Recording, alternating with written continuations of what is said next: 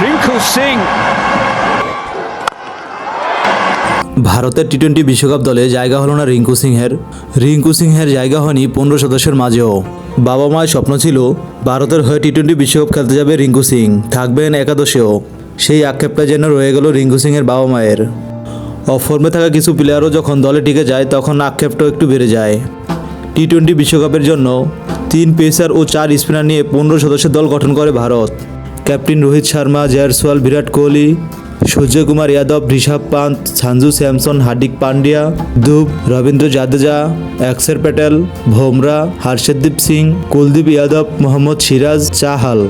Australia, England, New Zealand, south আফ্রিকার তুলনায় ভারত বিশ্বকাপ দল আপনার কাছে কেমন হয়েছে তা অবশ্যই কমেন্টে জানাবেন। আর হ্যাঁ, চ্যানেলটি সাবস্ক্রাইব করতে ভুলবেন না।